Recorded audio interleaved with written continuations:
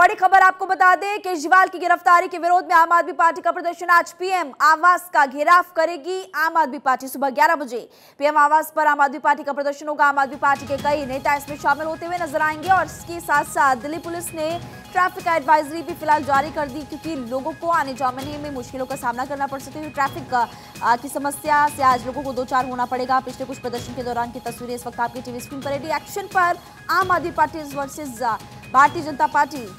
केजरीवाल की गिरफ्तारी के विरोध में प्रदर्शन आज भी देखने को मिलेगा। सीएम से इस्तीफे की मांग एक तरफ जहां बीजेपी कर रही है, वहीं आम आदमी पार्टी लगातार इस एक्शन को लेकर कह रही है कि राजनीति से प्रेरित ये एक्शन है।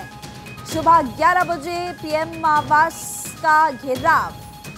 अब से 2 घंटे बाद पीएम आवास का घेराव करेंगे आम आदमी पार्टी के नेता। कौन कौन होगा शामिल, ये देखना बहुत ज्यादा महत्वपूर्ण खबर मिल रही है कि पंजाब के कुछ बड़े नेता इसमें शामिल हो सकते हैं। सीएम भगवंत मान पार्टी के बड़े नेता वो शामिल होंगे और भी कई बड़े नेता शामिल होते हुए नजर आएंगे। केशव और ज्यादा जानकारी देंगे। 11 बजे प्रदर्शन पीएम आवास के बाहर। फिलहाल कौन कौन इसमें शामिल होता हुआ नजर आएगा, केशव?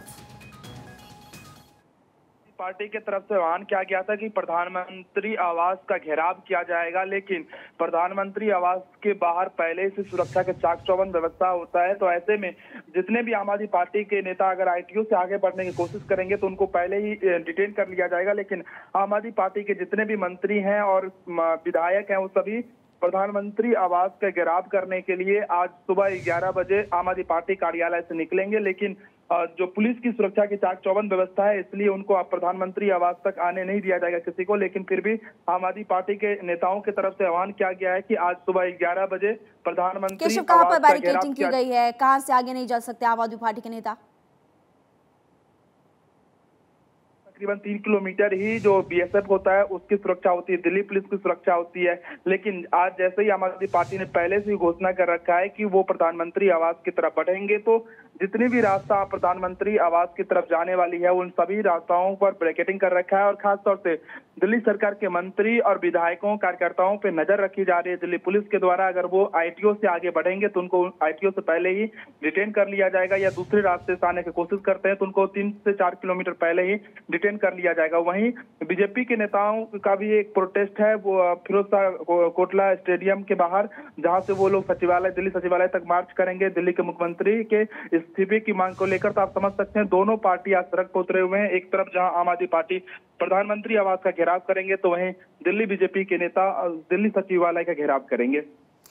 ठीक है, आप बने रहिए हमारे साथ। बड़ी खबर बता दें, केजरीवाल के इस्तीफे को लेकर बीजेपी का प्रदर्शन और फिरोज शाह कोटला स्टेडियम से बीजेपी का प्रदर्शन होगा। कोटला स्टेडियम से दिल्ली सचिवालय तक प्रदर्शन होगा, जिसकी जानकारी केशव भी दे रहे हैं। सुबह 11 बजे बीजेपी प्रदर्शन करते हुए नजर आएगी और प्रदर्शन में आपको बता दें कि दिल्ली बीजेपी अध्यक्ष समेत कई नेता शामिल होते हुए नजर आएंगे। तो बड़ी खबर, बीजेपी का प्रोटेस्ट मार्च। केशव हमारे साथ लगातार जुड़े हुए हैं। केशव, एक तरफ बीजेपी का प्रदर्शन तो दूसरी तरफ आम आदमी पार्टी का प्रदर्शन। ना बीजेपी करने वाली 11 बजे प्रदर्शन अपना फिरोज शाह कोटला स्टेडियम, इसके बारे में आप जानकारी दीजिए कि कौन कौन इसमें शामिल होगा।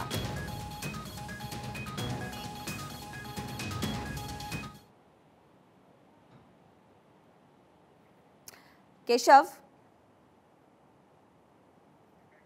लौटेंगे आपके पास। दिल्ली बीजेपी अध्यक्ष समेत कई बड़े नेता इसमें शामिल होंगे और आपको बता दें कि एक तरफ आम आदमी पार्टी का प्रदर्शन, वहीं दूसरी तरफ बीजेपी का प्रदर्शन होने वाला है। टाइमिंग दोनों की सेम होगी, 11 बजे की टाइमिंग, जब आम आदमी पार्टी के जो नेता पीएम आवास का घेराव करने के लिए निकलेंगे।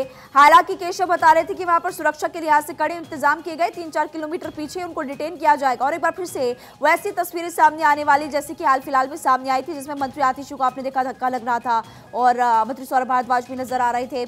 तो एक बार फिर से कुछ ऐसी तस्वीरें आज हो सकता देखने को मिले। लेकिन दूसरी तरफ सुबह 11 बजे फिरोज शाह कोटला स्टेडियम टू दिल्ली सचिवालय, ये प्रदर्शन करेगी बीजेपी।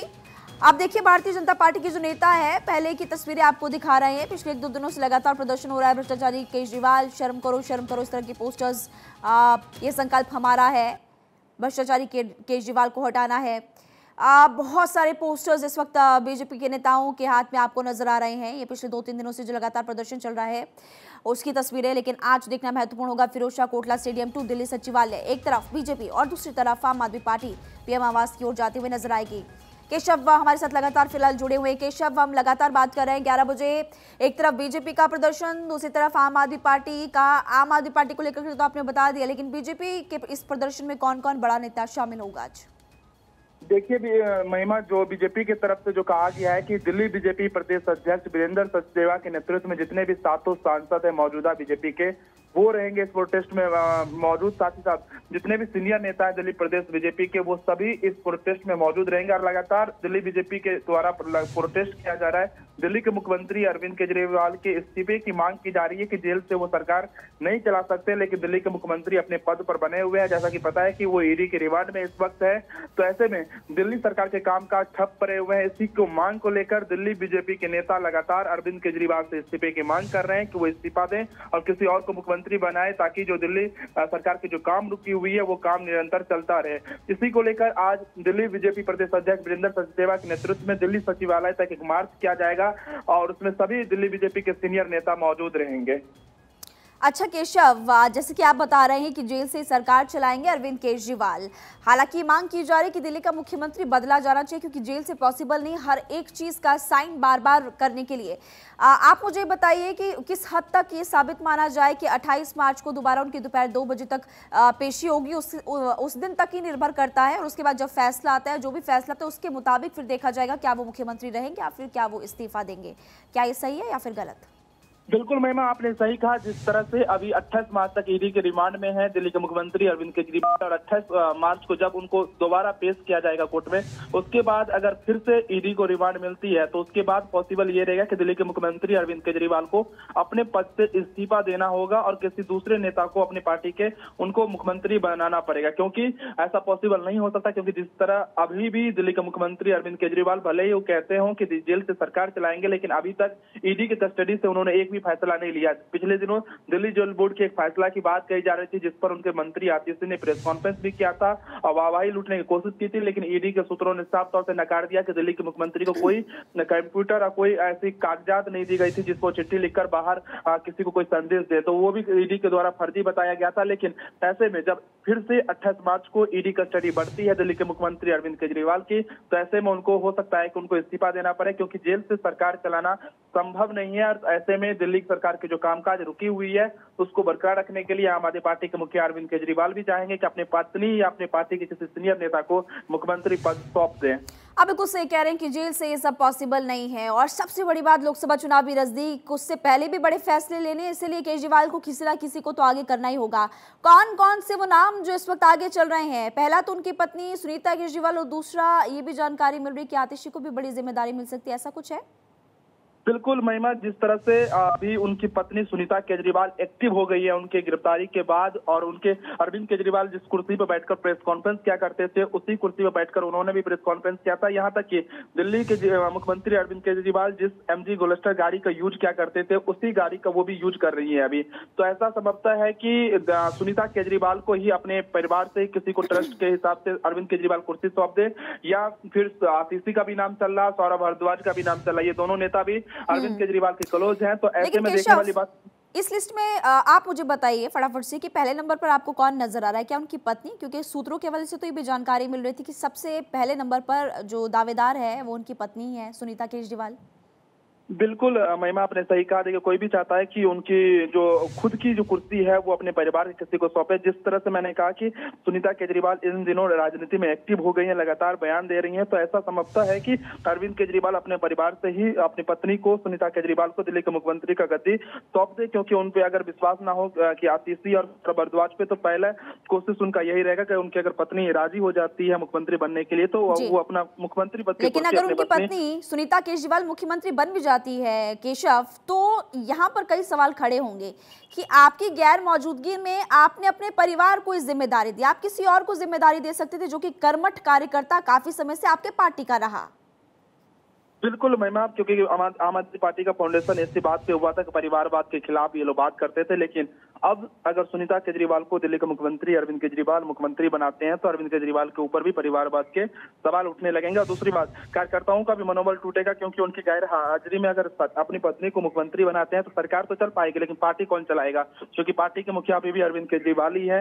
तो ऐसे में आप समझ सकते हैं कि सौरभ भारद्वाज या आतिशी को फिर पार्टी की कमान भी देना होगा अरविंद केजरीवाल को, ताकि लोकसभा चुनाव में आम आदमी पार्टी जिस तरह से प्रत्याशी उतार चुकी है और चुनाव लड़ने के लिए और जो पार्टी का कामकाज है वो भी आगे बढ़ता रहे। कमान देते हैं किसी और को या नहीं देते, वो देखना काफी महत्वपूर्ण होगा केशव, क्योंकि जब उनको राजनीति में शुरुआती समय में हमने देखा था, जब उन्होंने भ्रष्टाचार के खिलाफ अनशन किया था या प्रदर्शन किया था, उस बाबत तो ये भी कहते हुए नजर आते थे कि मैं राजनीति में एंट्री नहीं करूंगा, लेकिन बाद में वो भी किया। बहुत बहुत शुक्रिया जानकारी देने के लिए। इसी बीच दिल्ली पुलिस इस प्रदर्शन को लेकर फिलहाल क्या कह रही है, आपको सुनवाते हैं। कि पटेल चौक मेट्रो स्टेशन पे इकट्ठा होकर इन्होंने मार्च करने के लिए बोला है, तो इसी के मद्देनजर रखते हुए पटेल चौक मेट्रो स्टेशन पे भी हमने सफिशिएंट अरेंजमेंट लगा रखा है और पीएम आवास पे भी सफिशिएंट अरेंजमेंट लगाता है कि कोई भी आदमी अगर इनडायरेक्टली या डायरेक्टली वहाँ पे ही पहुँचता है पीएम आवास के नज़दीक, तो उसको भी वहीं पे बिना प्रोटेस्ट के तुरंत डिटेन कर लिया जाएगा। और मैं सभी को ये बताना चाहता हूँ कि किसी तरीके की कोई परमिशन नहीं है और हमने अपना लॉ एंड ऑर्डर और सिक्योरिटी अरेंजमेंट उसी हिसाब से लगाया हुआ है। किसी तरीके की कोई प्रोटेस्ट, स्नैप डेमोन्स्ट्रेशन या कुछ भी अलाउ नहीं किया जाएगा। तो सुन लिया आपने, दिल्ली पुलिस कह रही है कि किसी भी तरह से अप्रूवल नहीं मिला है और हमने अप्रूव नहीं किया है इस तरह के प्रदर्शन को लेकर। उसी के लिहाज से अगर यहाँ पर भीड़ नजर आती या फिर लोग पीएम आवास की ओर बढ़ते हुए नजर आते हैं तो उसी के मुताबिक उन पर कार्रवाई की जाएगी। लॉ एंड ऑर्डर पूरी तरह से सही रहे, इसको लेकर हमने पुख्ता प्रबंध फिलहाल कर दिए हैं। दिल्ली पुलिस के इंतजाम पूरे एक तरफ और दूसरी तरफ आम आदमी पार्टी भी तैयार है। आज 11 बजे के करीब पीएम आवास की ओर बढ़ते हुए नजर आएंगे आम आदमी पार्टी के कार्यकर्ता, जिसमें हो सकता है कि कुछ बड़े नेता भी शामिल हो। खबर तो ये भी मिल रही कि पंजाब के मुख्यमंत्री भी इसमें शामिल हो सकते हैं। और उसी बीच दूसरी जगह पर समय तो सेम होगा, लेकिन बीजेपी भी प्रदर्शन करेगी और बीजेपी सीएम के इस्तीफे की मांग करेगी। सड़क पर संग्राम जमकर होगा। लोकसभा चुनाव का पहले चरण का चुनाव भी नजदीक आ रहा है और उससे पहले हम देख रहे हैं कि दिल्ली की राजनीति लगातार गर्माती जा रही है और पूरे देश की नजरें इस वक्त दिल्ली की इसी राजनीति पर है, क्योंकि एक आरोप लगा रहा है, दूसरा पलटवार करता हुआ इस वक्त नजर आ रहा है।